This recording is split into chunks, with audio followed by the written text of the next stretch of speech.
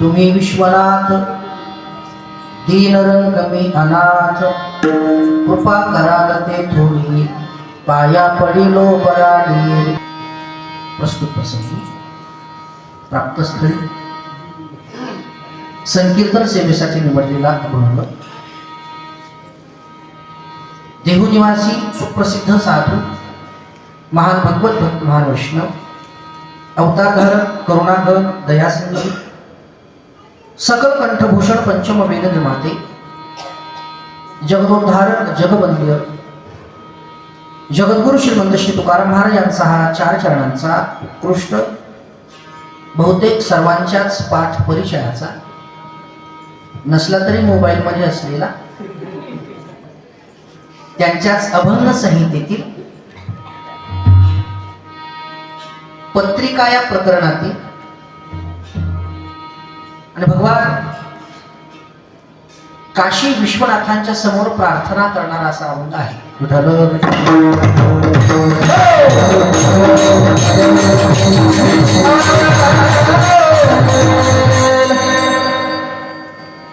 अभंग जगद्गुरु तुकोबारा यांचा। पण अभंगावर काही बोलण्यापूर्वी चिंतन करण्यापूर्वी सेवेबद्दलचा अल्पसा परिहार तो असा असेल। अतिशय पुण्यपावन धर्मशील परमार्थशील पुण्यशील असलेली लातूर शहराच्या अगदी कुशीत वसलेली धनधान्यानं संपन्न असलेली काही कमी नसलेली आणि लातूर शहराच्या कुशीत असल्यामुळे विकसित असलेली ही आरवी नगरी आणि याच नगरीतील आमचे परम मित्र गायक वादक आपल्या आरवी भजनी मंडळाचे एक सक्रिय सभासद एक सदस्य आदरणीय तानाजी महाराज रणखान यांच्या पुण्य पावन मातोश्री आदरणीय काय ना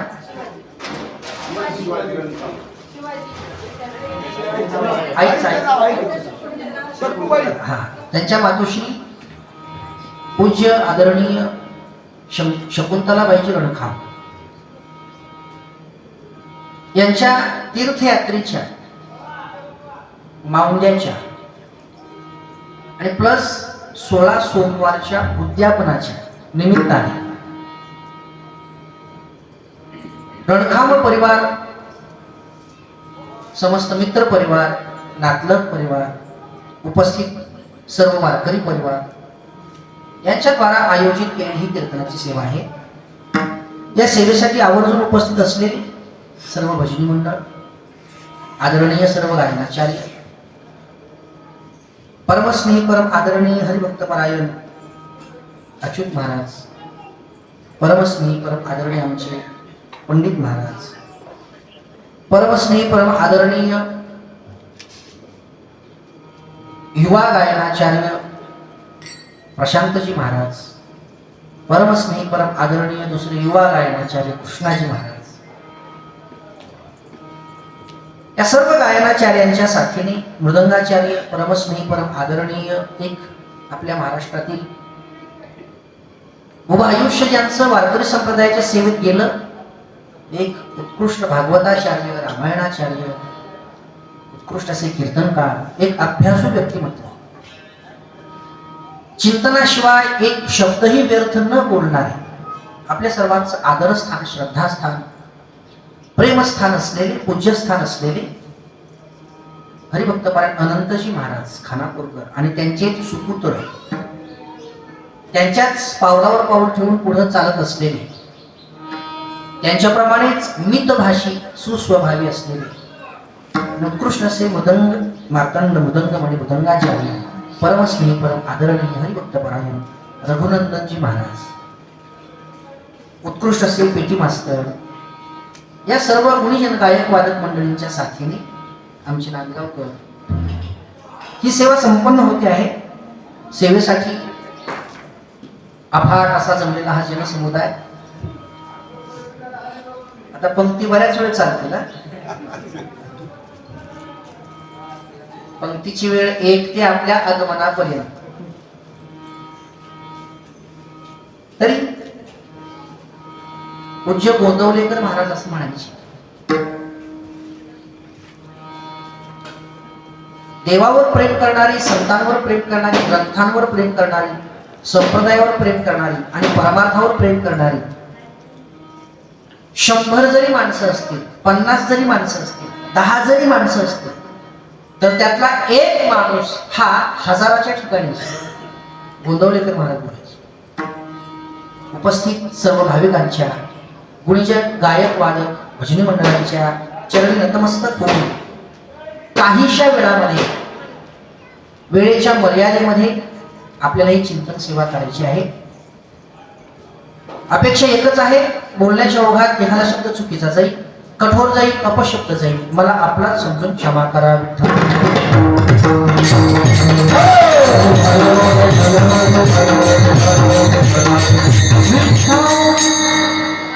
अभंग जगद्गुरु तुकोबारायांचा आहे आणि या अभंगामध्ये तुकोबारायांनी एक पत्र पाठवलंय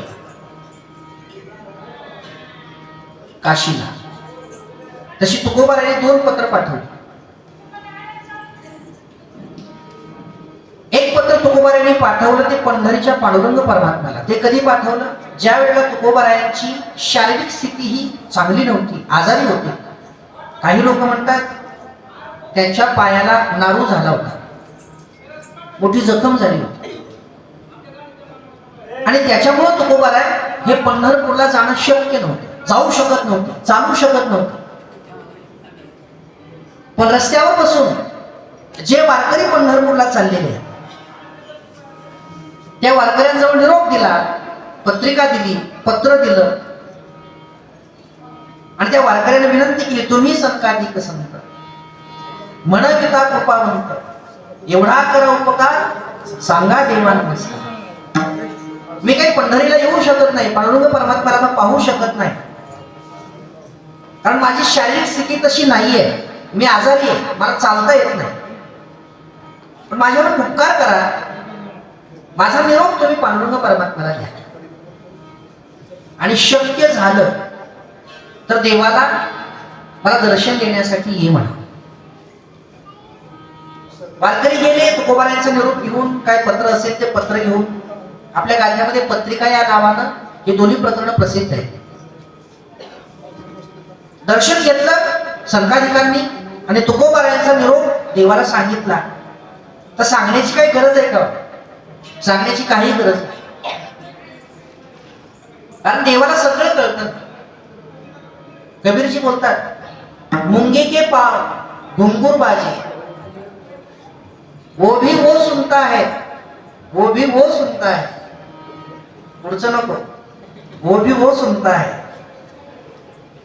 मुंगीच्या पायामध्ये घुंगर जरी बांधले, आणि विचार करा मुंगीच्या पाय केवढा असेल, मुळात मुंगीच केवढी असते, अतिशय लहान मुंगी, आणि त्या मुंगीचे पाय त्याही पेक्षा लहान, आणि त्या मुंगीच्या पायात बांधायची जी घुंगर असतील ते त्याही पेक्षा लहान असतील. आणि याच्याही पेक्षा पुढची गोष्ट, मुंगी लहान, तिचे पाय लहान, तिच्या पायात तिला सहन होईल एवढेच घुंगरू बांधावं लागते ना तिच्या ओझ्याला, तिच्या पायाला सहन होतील एवढे घुंगरू बांधावे लागतील. त्या घुंगराची साईज किती लहान, आणि याही पेक्षा त्या घुंगराचा आवाज किती लहान असेल. कबीरजींनी इतकं बारीक चिंतन केलंय, इतकं बारीक विचार केलाय.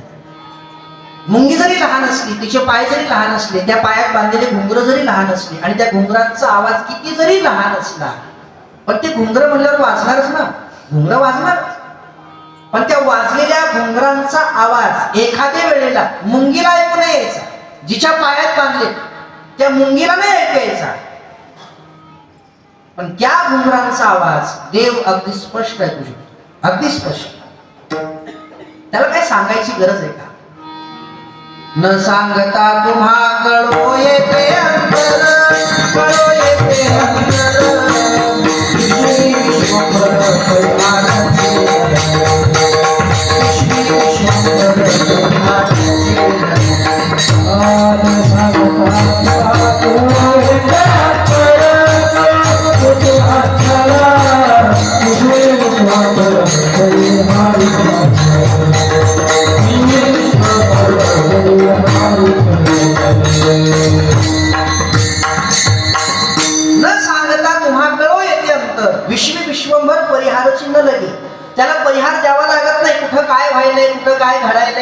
कोण काय म्हणायलंय, कुणाच्या मनात काय चाललंय आपल्याला कधी कळतं? समजा समोरच्यानं जर आपल्या शब्दानं जर सांगितलं, तोंडाद्वारे वाणीद्वारे जर सांगितलं तर आपल्याला कळतं. पण देव एवढा सूक्ष्म आहे, देव एवढा बारीक आहे. तो आपण प्रत्यक्ष वैखरी वाणीनं नाही जरी बोललो तर आपल्या मनात काय चाललंय हे देवाला कळतं. अंतरीची घेतो गोडी, आत काय चाललंय हे त्याला कळतं. मग सांगायची काय गरज आहे? पण सांगावं लागतं. कारण त्याला जरी सगळं कळत असलं तरी आपला त्याच्याशी कुठेतरी संबंध आहे ना. आपण त्याच्याशी कुठेतरी जोडलेले आहोत. आपलं दुःख आपण त्याच्या पुढे मांडलं पाहिजे, आपलं कारण त्याला सांगितलं पाहिजे. त्याला सगळं कळतं, पण तरी सुद्धा आपलं कर्तव्य आहे की आपण त्याच्या पुढे प्रतिपादन केलं पाहिजे, आपण परिहार दिला पाहिजे. म्हणून तुकोबाराय संकालिक संतांच्या माध्यमातून आपला जे काही पत्र असेल, जो काही परिहार असेल तो पांडुरंग परमात्म्यापर्यंत निरोप पोहोचवण्याचा प्रयत्न करतात. आणि संकालिक संतांनी देवाला सांगितलं, देवालाही माहितीच होतं. आणि वारी झाली ते सगळे वारकरी माघारी फिरले आणि तुकोबाराय तिथंच घरी नाही गेले, पत्रपेटीत टाकून घरी जाऊन नाही बसले. जोपर्यंत वारकरी परत येत नाही तोपर्यंत तुकोबाराय तिथंच थांबलेले आहेत. का? निरोप दिलाय, निरोप यांच्या हाती दिलाय, पण उत्तर काय मिळतंय याची वाट पाहत तुकोबाराय तिथंच थांबले. आणि मग वारकरी सगळे परतीच्या वारीला त्याच मार्गाने चाललेले असताना सगळ्यांना विचारलं, माझा निरोप दिला का? हो. काय म्हटला देव? आता काय म्हटला देव म्हटल्यावर कुणाला म्हटला असेल किंवा नसेल, पण येणाऱ्या वारकऱ्यांनी तुकोबारायांच्या समाधानासाठी सांगितलं की येतो म्हटले, देवाने येतो म्हणून सांगितलं. आणि मग तुकोबाराय देवाची वाट पाहतच थांबले. वारी झाली, सगळे वारकरी गेले आणि सगळे वारकरी गेल्याच्या नंतर सगळ्याच्या मागून तुकोबाराय देवाची वाट पाहायला लागले. देव येतो म्हणलाय ना, मग तो येणारच. येतो म्हटलाय तर येणारच. त्याची वाट बघत थांबले. पंढरीच्या दिशेनं तोंड करून तिकडच पाहायला लागले. काही वेळ गेला, काही काळ गेला आणि एवढ्यात आकाशामध्ये तुकोबारायांना साक्षात गरुडावर बसून येत असलेल्या पंढरीनाथ पांडुरंग परमात्म्याचं दर्शन झालं.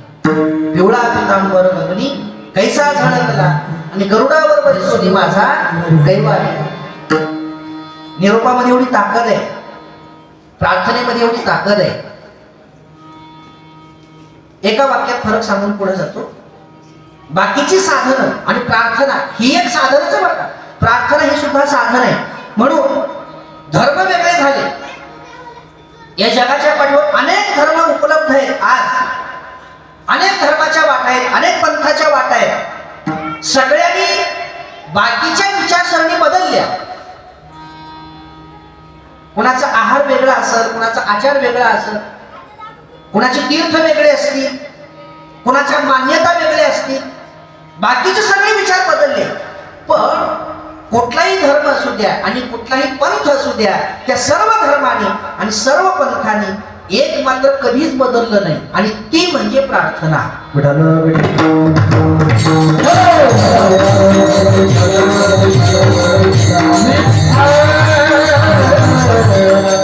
प्रार्थनेचं स्वरूप वेगळं असेल, प्रार्थनेचे शब्द वेगळे असतील, पण प्रार्थना ही जी भूमिका आहे ती सगळ्यांनी स्वीकारली बघा. धर्म कुठलाही असू द्या, पंथ कुठलाही असू द्या, प्रत्येकाचं प्रार्थना स्थळ आहे की नाही? थोडं पुढे जाऊ. भलेही त्या प्रार्थना स्थळात काही नसेल, भलेही त्या प्रार्थना स्थळात काही नसेल, पण तरी सुद्धा लोक तिथं जाऊन प्रार्थना करतात की नाही? त्या प्रार्थना स्थळात काही नसू द्या, रिकामा असू द्या, पण लोक तिथेही जाऊन काय करतात? प्रार्थना करतात की नाही? सगळं नाकारता येतं पण प्रार्थना नाकारता येत नाही. प्रार्थना ही केलीच पाहिजे आणि करतात. पण प्रार्थनेमध्ये असं वेगळेपण असं आहे, मला हे सांगायचंय. प्रार्थना ही सुद्धा एक साधन आहे, पण बाकीच्या साधनात आणि प्रार्थनेत काय फरक आहे? एका वाक्यात सांगतो. बाकीच्या साधनात भक्ताला देवाकडे जावं लागतं, बाकीच्या साधनात भक्ताला भगवंताकडे जावं लागतं. पण प्रार्थनेमध्ये अशी ताकद आहे की या प्रार्थनेमुळं भगवंताला भक्ताकडे यावं लागतं. अरे द्रौपदीनं कौरवांच्या सभेमध्ये जेव्हा वस्त्रहरण होत होतं त्यावेळेला द्रौपदीनं देवाला हात मारले, देवाची प्रार्थना केली आणि देवाला बोलावलं, देवा अरे कुठं लपलायस, कोठे गुंतलासी द्वारकेच्या राया. आवाज द्यावा आणि लगेच दुसऱ्याच क्षणी श्रीकृष्ण परमात्म्याने धावत यावं, प्रगट व्हावं आणि द्रौपदीला साड्या पुरवाव्या नाही. बऱ्याच वेळा आपण हे ऐकतो, श्रीकृष्ण परमात्म्याने द्रौपदीला साड्या पुरवल्या, पण नाही, श्रीकृष्णाने द्रौपदीला साड्या पुरवल्या नाही. मग अरे द्रौपदीसाठी श्रीकृष्ण परमात्मा स्वतः साडी झाला. अजून एक प्रमाण आहे, वस्त्र हरणे वस्त्र कैशी झाली माऊली, वस्त्र हरणे वस्त्र कैशी झाली माऊली. द्रौपदी पांचाळी सभे माझी आलेली आणि वस्त्र हरणे वस्त्र कैशी झाली माऊली. देवाचा तो अंबर अवतार म्हणतात बरं का, वस्त्र अवतार, अंबर अवतार. साड्या पुरवल्या नाही, देवानं स्वतः साडी झाला आणि स्वतःला द्रौपदीला स्वतःमध्ये असं गुंडाळून घेतलं. द्रौपदीचं नख नाही दृष्टीला पडलं, नख नाही पडलं. तो दुःशासन साड्यावरून बेजार झाला. इकडं डोंगरावर ढीग लागला साड्याचा, पण साडी काही संपत नाही. देवालाही वाटत होतं आता तरी बस करील, मग तरी बस करील. शहाणी माणसं थोडक्यात ओळखतात बरं का. शहाण्या माणसाला जास्ती असं भलं पसारा करून सांगावं लागतं, थोडक्यात ओळखतात शहाणी माणसं.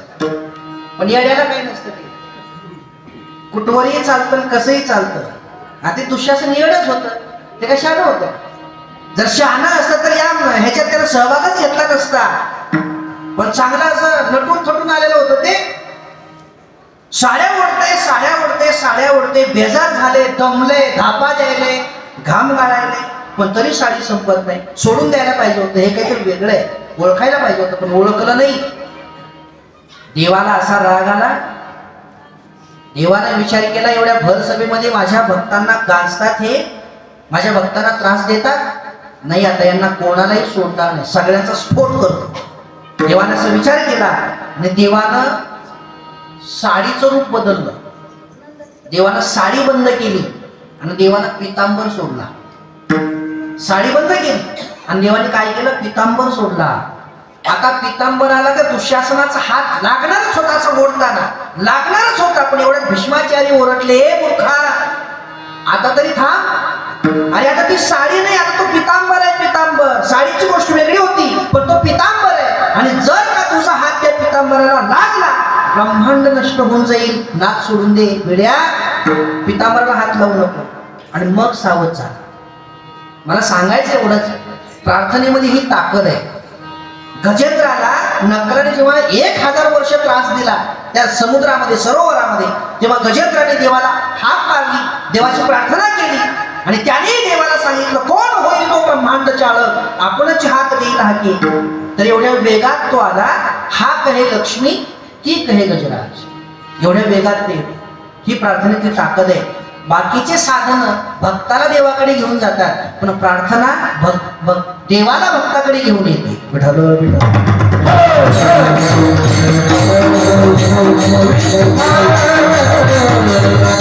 सुखे येतो घरा,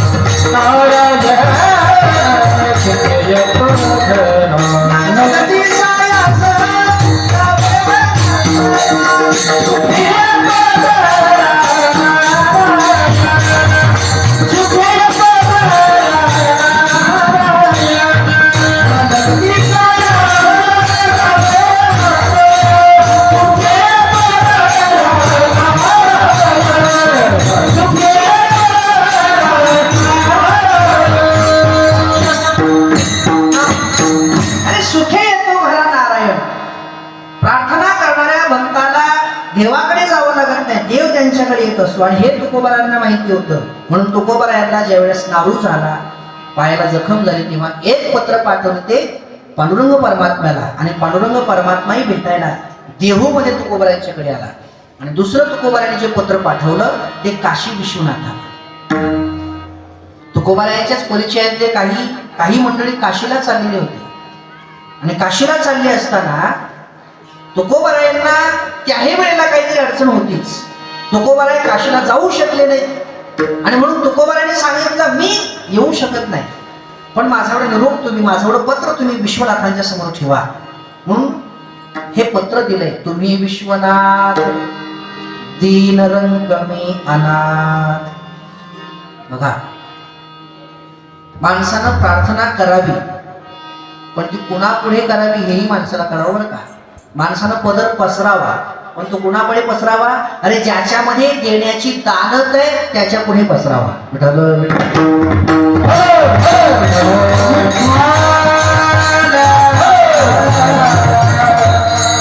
आपल्याकडे एक देवी आहे आणि त्या देवीचं वाहन आहे गाढव.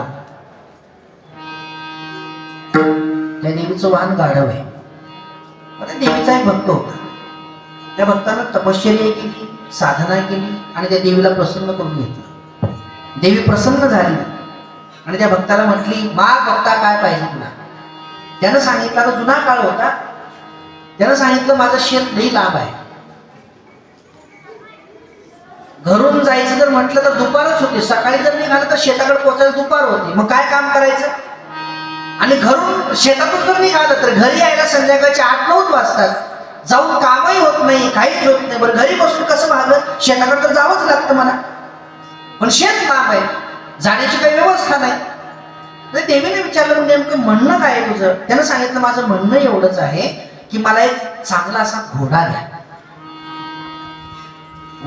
वाऱ्याच्या वेगाने धावणारा घोडा द्या, की जेणेकरून मी घरून निघालो की 5-10 मिनिटात शेतात पोचेन, दिवसभर काम करीन आणि संध्याकाळी घोड्यावर बसून 5-10 मिनिटात घरी येईल. असा वाऱ्याच्या वेगाने धावणारा मला घोडा पाहिजे. बस एवढ्यासाठीच मी तुमची प्रार्थना केली आहे, मला दुसरं काही नको. देवीने हसून सांगितलं, भक्ता तू तुझी साधना व्यर्थ घालवलीस, तू तुझे कष्ट व्यर्थ घालवलीस. का? अरे वेड्या, जर घोडा देण्याची ऐपत माझ्यात असती, घोडा देण्याची ऐपत जर माझ्यात असती तर मी स्वतः गाढवावर बसून फिरलेच नसते.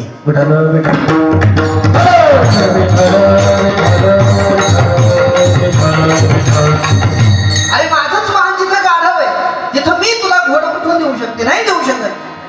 प्रार्थना कुठं करावी, कुठं काय मागावं, पदर कुणासमोर पसरावा, हेही माणसाला कळलं पाहिजे.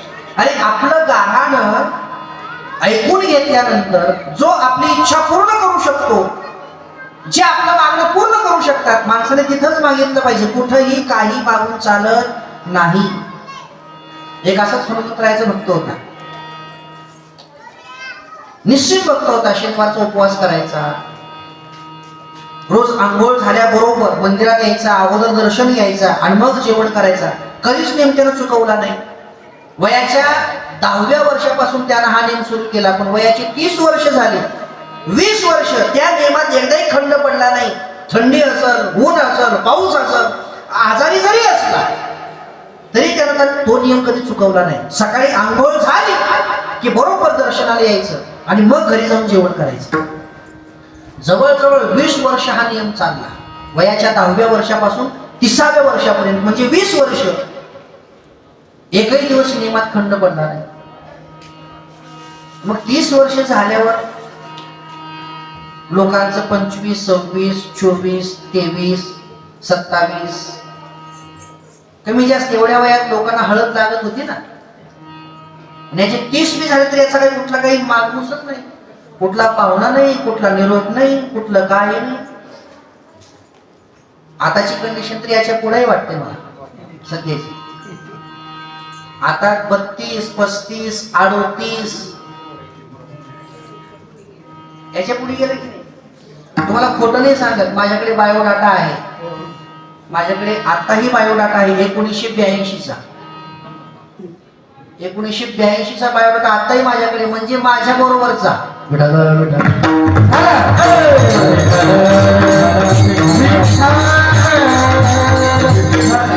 विचित्र काळ आहे आणि काही अंशी तो चांगलाही आहे, चांगलं आहे, हे असं व्हायलाच पाहिजे. चला त्याच्यावर मला जास्त बोलायचं नाही. 30 वर्ष झालं त्याचं वय, पण कुठलं काही घडून येत नव्हतं. पण सहज त्याने एके दिवशी हनुमंतरायाचं दर्शन घेतलं आणि हनुमंतरायाला प्रार्थना केली, हनुमंतराय मी तुमचा निस्सिम भक्त आहे, माझी तुमच्यावर खूप श्रद्धा आहे आणि तुम्ही सुद्धा खूप मोठी मोठी कामं केली आणि भगवंताच्या 6 प्रमुख असलेल्या गुणांपैकी एक असलेला यश नावाचा जो गुण आहे तो देवाने तुम्हाला बहाल केलाय. यशे थोरविला मारुती, यश हा तुमचा गुण आहे. म्हणून माझी एक विनंती आहे तुमच्याकडे. हनुमंतराय प्रसन्न झाले, म्हटले ठीक आहे मग तुला काय पाहिजे. यानं सांगितलं माझं काही दुसरं मागणं नाही. वयाची 30 वर्ष पूर्ण झालीत आता, फक्त अंगाला हळद लागावी एवढं मागणं, दुसरं काही म्हणणं नाही. फक्त अंगाला हळद लागावी. हनुमंतरायाने थोडीशी नजर खाली टाकली, खाली पाहिलं आणि हनुमंतरायाने त्याला हळूच विचारलं तुझं वय किती आहे. त्यानं सांगितलं 30 वर्ष. हनुमंतराय म्हटले माझं किती असं. त्यानं सांगितलं तुमच्या वयाचा काय अंदाज लागत नाही बा, तुमचं लाखो वर्ष वय असं, कारण तुम्ही चिरंजीव आहात. लाखो कोट्यावधी वर्ष तुमचं वय असू शकतं. काय विचारतात पण हे, काय विचारतात तुम्ही. हनुमंतराय म्हटले वेड्या, अरे माझं लाखो वर्ष वय असून अजून माझ्या अंगाला हळद लागली नाही. तू फक्त 30 वर्षाचा असून अंगाला हळद लावा म्हणतोय, अजून माझ्या अंगाला लागली नाही, मी तुला कशी लावू शकतो. हे काम माझं नाही. हा तुझ्या अंगाला हळद लागावी वाटत असेल तर मी सांगतो तिथं जा, रामचंद्र प्रभूकडे जा. हा अनुभव त्यांना आहे, ही कामं ते करतात, त्यांच्याकडे जा. मग गेला रामचंद्र प्रभूकडे आणि सांगितलं हनुमंतरायांनी पाठवले. काय काम आहे. काही नाही, 30 वर्ष वय झाले, अंगाला हळद लागावी असं वाटतंय. प्रभूंनी सांगितलं काही हरकत नाही, 2 महिन्यात लागल. नुसती हळद लागल नाही, लगनच लागल 2 महिन्यात. जा. खुश झाला, घरी आला. आणि खरंच आता प्रभूचा आशीर्वाद म्हणल्यावर काय, 2 महिन्यात पाहुणे आले, लग्न जमलंही, हळद लागली, लग्न वाजलंय. 2 महिन्यात लग्न वाजून मोकळं झालं. आणि मग 10-12 दिवसानंतर याला सहज वाटलं आता बायकोला मुंबईला घेऊन जाऊ फिरायला. काल 31 डिसेंबर झालं ना, 31 1 जानेवारी नवीन वर्षाचं म्हणलं मुंबईला जाऊ फिरायला, बायकोला थोडं फिरवून आलो. गेला बायकोला घेऊन मुंबईला. आणि मग मुंबईमध्ये फिरत फिरत फिरत 2-4 दिवस फिरले आणि मग चला गावाकडे जाऊ. आता झालं 2-4 दिवस फिरून गावाकडे जाऊ. बस स्टँडवर आले. आता मुंबईचं बस स्टँड भलं मोठं बस स्टँड. आले दोघंही मुंबईच्या त्या बस स्टँड मध्ये. यानं बायकोला सांगितलं इथंच बस, थोडं सुपारी खाऊन. बायको तिथंच बसलं, हे सुपारी खायला गेलं. आता पानपट्टी बस स्टँडच्या बाहेर होती, हे गेलं बस स्टँडच्या बाहेर गेलं सुपारी खायला, पण येताना रस्ता चुकलं. बायकोला कुठं बसवलं हेच लक्षात नाही, दुसरीकडेच फिरायला लागलं ते. मग बायकोने 15-20 मिनिटं अर्धा तास वाट बघितली, हे कसं काय येत नाही म्हणून हे बाहेर गेली. हे इकडंच फिरायला, बायको इकडंच फिरायली. या दोघांची कमीत कमी दिवसभर भेटच नाही झाली. बायको चुकली ना, बायको चुकली. पळत पळत गेला रामचंद्र प्रभूच्या मंदिरात, जवळच होतं. साष्टांग दंडवत घातला आणि प्रभूंना सांगितलं प्रभू तुमच्या आशीर्वादानं बायको मिळाली, पण स्टँडवर चुकली.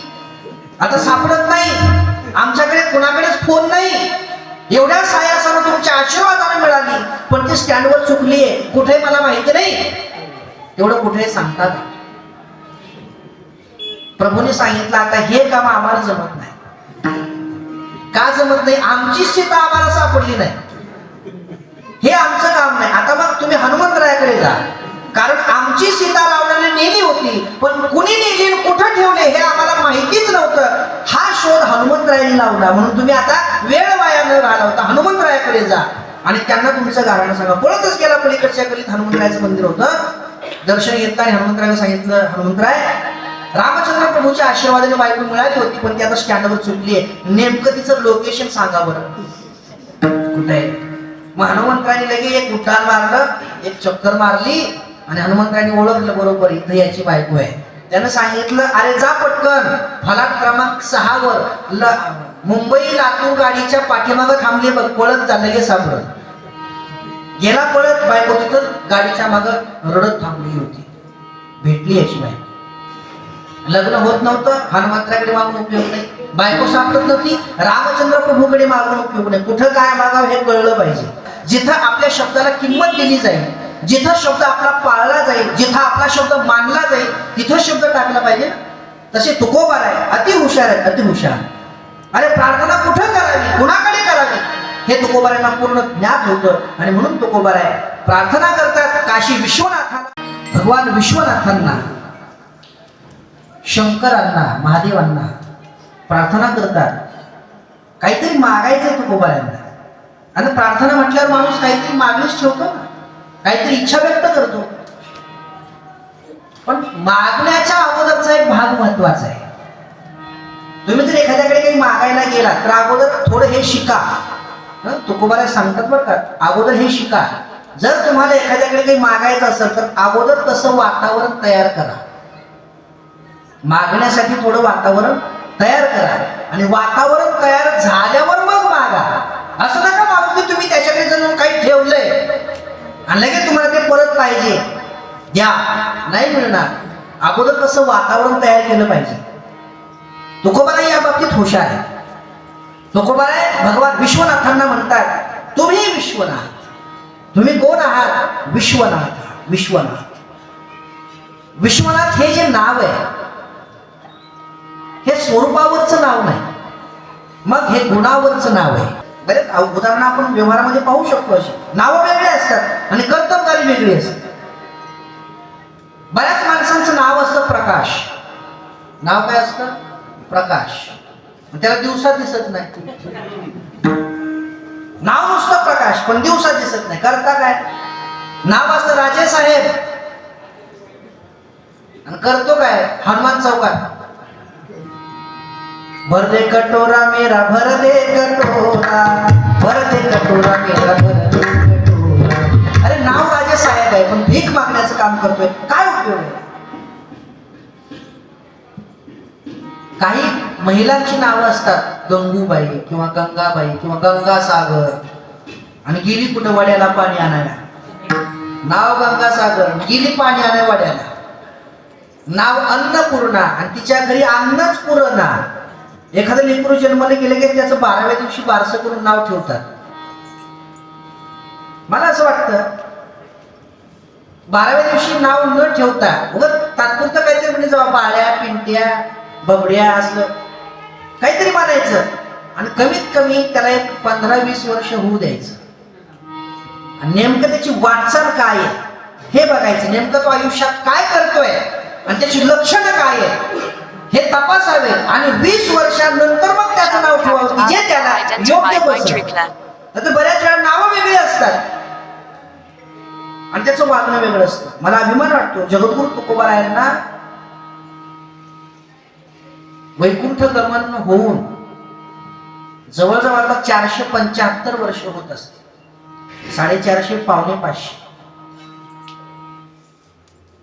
पण ऐका, या 4.5 कुलदीपक वार कुलदीपक पिऊन रोज सरकारीच्या आयात पडतो कुलदीपक आणि त्याचं नाव कुलदीपक ठेवायचं. नावं ठेवताना विचारपूर्वक ठेवली पाहिजे. कमीत कमी देवाची ठेवली पाहिजे. तो कसा का निघाला, तो कसा का निघाला, पण त्याचं नाव घेतल्यावर कमीत कमी आपल्याला तरी पुण्य मिळालं पाहिजे. बऱ्याच वेळेला काही नावं ही स्वरूपावरून नसतात आणि काही नावं ही त्या गुणावरून ठरली जातात. तसं भगवान शंकरांचं नाव हे शंकर आहे, महादेव आहे, शिव हे त्यांचं नाव आहे. पण इथं तुकोबारा त्यांना विश्वनाथ म्हणतात. काय विश्वनाथ म्हणतात? त्याच्या मागची भूमिका अशी आहे, आपण जिथं राहतो त्याला विश्व म्हणतात. आपण जिथं वास्तव्य करतो त्याला विश्व म्हणतात. आणि विश्व म्हणजे आपल्या आरबी गाव एवढं नसतं बरं का. ऐका, विश्व कशाला म्हणतात सांगतो. आपल्या आरबी सारखी अनेक गावं जिथं असतात त्याला तालुका म्हणतात. असे अनेक तालुके जिथं असतात त्याला जिल्हा म्हणतात. असे अनेक जिल्हे जिथं असतात त्याला राज्य म्हणतात. असे अनेक राज्य जिथं असतात त्याला देश म्हणतात. असे अनेक देश जिथं असतात त्याला खंड म्हणतात. असे अनेक खंड जिथं असतात त्याला पृथ्वी म्हणतात. आणि पृथ्वी म्हणजे ग्रह आहे. ऐका, असे अनेक ग्रह जिथं असतात त्याला एक सूर्यमाला म्हणतात. पुढे ऐका, अशा अनेक सूर्यमाला जिथं असतात त्याला ब्रह्मांड म्हणतात. असे अनेक ब्रह्मांड जिथं असतात त्याला एक आकाशगंगा म्हणतात. आणि अशा अनेक आकाशगंगा जिथं नांदतात, अशा अनेक आकाशगंगा जिथं नांदतात त्याला कृष्णविवर म्हणतात. आणि असे अनेक कृष्णविवर ज्याच्यात सामावलेले असतात त्याला विश्व म्हणतात. विश्व म्हणजे काय 40-50 एक प्लॉट असतो असं नाही. विश्व खूप मोठं विश्व असतं. खूप, त्याचं नाव जरी बारकं असलं तरी ते विश्व खूप मोठं आहे. आणि तुकोबारा म्हणतात एवढ्या मोठ्या विश्वाचे तुम्ही कोण आहात? नाथ. नाथ म्हणजे मालक, नाथ म्हणजे स्वामी.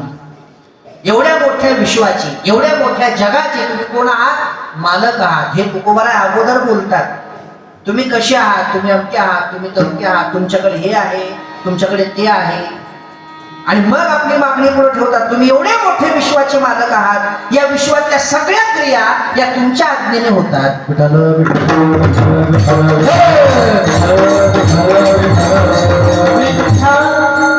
तुम्ही कोणाला का देव मानित नसाल, काही अडचण नाही.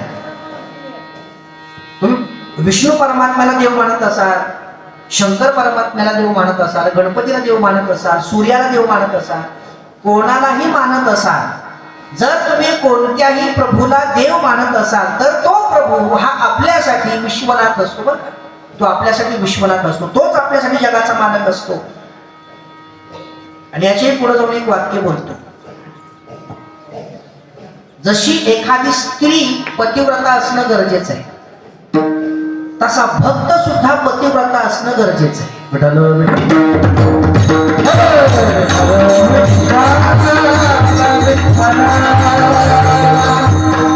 सप्ताहामध्ये जसे रोज वेगळा कीर्तनकार बोलावतात, रोज वेगळ्या कीर्तनकाराचं नाव ठेवतात घेतात, तसं भक्तांनी कधी रोज वेगळ्या देवाचं नाव घ्यायचं नसतं. एक ठरला, संपला विषय. आम्हा नारायण तैशापणी तुकोबाराय बोलतात ना, न माने आणि का देवा, न पूजे आणि का देवा. मी कुणाचं नाव घेणार नाही, मी कुणाची पूजा करणार नाही आणि तुला सोडून कुणाला देव म्हणणार नाही. म्हणून तुकोबारायांनी अगदी सुरुवातीपासून शेवटपर्यंत एकच देव, पांडुरंग परमात्मा. मग तुम्ही कुणालाही मानावं. याच्या पुढे जाऊन बोलतो, तुम्ही एखाद्या दगडाला देव माना, एका साध्या दगडाला देव माना, पण तोच माझा एक देव आहे हा भाव तुमच्या मनामध्ये ठेवा. तो दगड आहे ही भावना तुमच्या मनात कधी सुद्धा यायला नाही पाहिजे. तोच माझा विश्वनाथ आहे, तोच माझा पांडुरंग आहे. मग तो दगड असू द्या, पण तुमच्यासाठी तो देव असला पाहिजे. त्याच्याशिवाय तुम्ही दुसऱ्या कोणालाही देव मानता कामा नये. यात एकनिष्ठ भक्ती म्हणतात. मग तो कोणी असो. जसं तुकोबाराय म्हणतात, तुम्ही विश्वनाथ आहात, विश्वनाथ. आणि या जगातल्या प्रत्येक क्रिया या तुमच्या आज्ञेने होतात. या जगातलं दळणवळण, या जगातलं चलनवलन, या जगाचं उत्पत्ती, स्थिती आणि संहार, या सगळ्या गोष्टी या तुमच्यामुळे घडतात. तुम्ही एवढे मोठे आहात. काय प्रभू विश्वनाथांच्या समोर फक्त प्रेमाचं भातुक, फक्त प्रेम द्या. खाऊ, भातुके म्हणजे खाऊ. कुठला खाऊ पाहिजे? फक्त प्रेम, प्रेम पाहिजे. प्रेमाचा खाऊ पाहिजे, दुसरं काही नाही. आणि देवाकडे गेल्यावर प्रत्येकानं फक्त त्याचं प्रेम मागा. बाकी कुठल्या वस्तू मागू नका, त्या पूर्ण होणारही नाही. फक्त प्रेम मागा, ते पूर्ण होईल. अशी तुकोबाराय मागणी करतात. आणि या पवित्र सोहळ्याला, या कार्यक्रमाला आपण सर्व उपस्थित आहात. पूज्य मातोश्री